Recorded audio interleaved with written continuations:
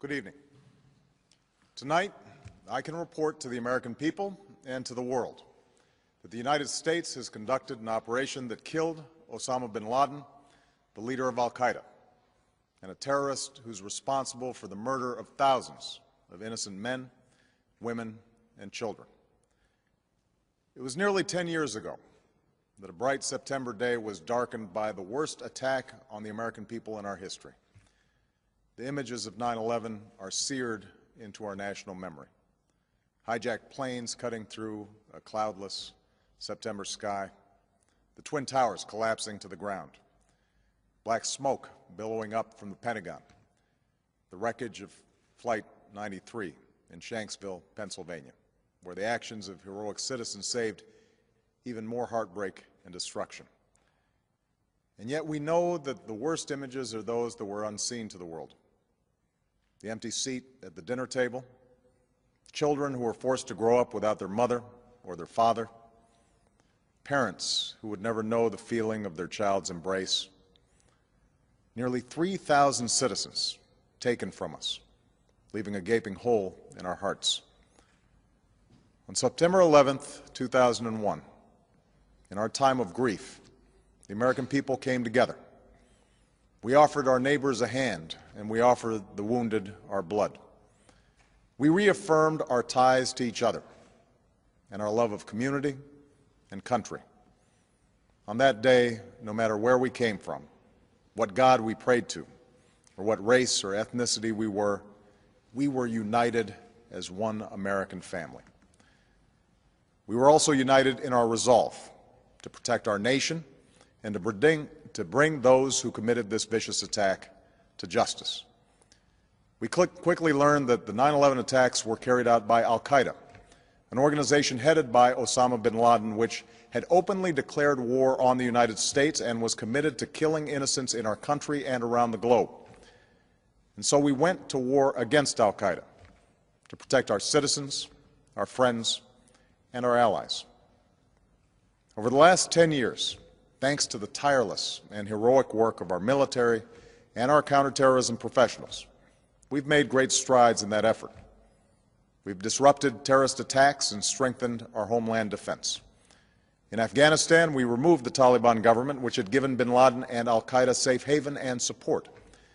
And around the globe, we worked with our friends and allies to capture or kill scores of al-Qaeda terrorists, including several who were a part of the 9/11 plot.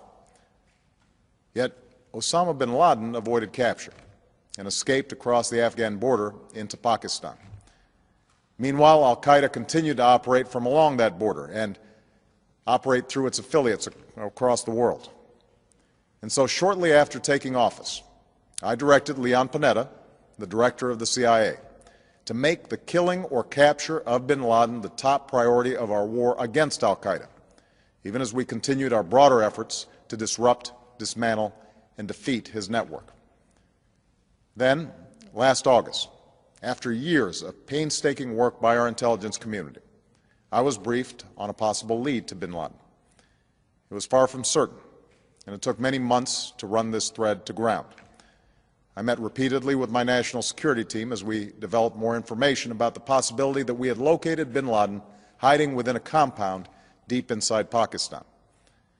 And finally, last week, I determined that we had enough intelligence to take action and authorized an operation to get Osama bin Laden and bring him to justice. Today, at my direction, the United States launched a targeted operation against that compound in Abbottabad, Pakistan. A small team of Americans carried out the operation with extraordinary courage and capability. No Americans were harmed. They took care to avoid civilian casualties. After a firefight, they killed Osama bin Laden and took custody of his body. For over 2 decades, bin Laden has been al-Qaeda's leader and symbol, and has continued to plot attacks against our country and our friends and allies. The death of bin Laden marks the most significant achievement to date in our nation's effort to defeat al-Qaeda. Yet his death does not mark the end of our effort. There is no doubt that al-Qaeda will continue to pursue attacks against us. We must and we will remain vigilant at home and abroad. As we do, we must also reaffirm that the United States is not and never will be at war with Islam. I've made clear, just as President Bush did shortly after 9/11, that our war is not against Islam. Bin Laden was not a Muslim leader. He was a mass murderer of Muslims. Indeed, al-Qaeda has slaughtered scores of Muslims in many countries, including our own. So his demise should be welcomed by all who believe in peace and human dignity. Over the years, I've repeatedly made clear that we would take action within Pakistan if we knew where bin Laden was. That is what we've done. But it's important to note that our counterterrorism cooperation with Pakistan helped lead us to bin Laden and the compound where he was hiding. Indeed, bin Laden had declared war against Pakistan as well and ordered attacks against the Pakistani people. Tonight, I called President Zardari, and my team has also spoken with their Pakistani counterparts. They agree that this is a good and historic day for both of our nations. And going forward, it is essential that Pakistan continue to join us in the fight against al-Qaeda and its affiliates. The American people did not choose this fight. It came to our shores and started with the senseless slaughter of our citizens.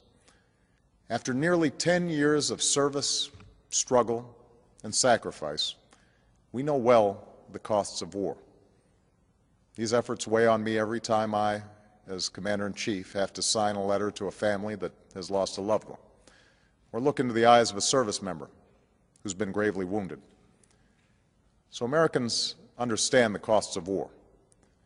Yet, as a country, we will never tolerate our security being threatened, nor stand idly by when our people have been killed. We will be relentless in defense of our citizens and our friends and allies. We will be true to the values that make us who we are. And on nights like this one, we can say to those families who have lost loved ones to al-Qaeda's terror, justice has been done. Tonight, we give thanks to the countless intelligence and counterterrorism professionals who've worked tirelessly to achieve this outcome. The American people do not see their work nor know their names, but tonight they feel the satisfaction of their work and the result of their pursuit of justice. We give thanks for the men who carried out this operation, for they exemplify the professionalism, patriotism, and unparalleled courage of those who serve our country. And they are part of a generation that has borne the heaviest share of the burden since that September day. Finally, let me say to the families who lost loved ones on 9/11 that we have never forgotten your loss, nor wavered in our commitment to see that we do whatever it takes to prevent another attack on our shores. And tonight, let us think back to the sense of unity that prevailed on 9/11. I know that it has at times frayed, yet today's achievement is a testament to the greatness of our country and the determination of the American people. The cause of securing our country is not complete, but tonight we are once again reminded that America can do whatever we set our mind to. That is the story of our history. Whether it's the pursuit of prosperity for our people or the struggle for equality for all our citizens, our commitment to stand up for our values abroad, and our sacrifices to make the world a safer place. Let us remember that we can do these things not just because of wealth or power, but because of who we are. One nation, under God, indivisible, with liberty and justice for all. Thank you. May God bless you, and may God bless the United States of America.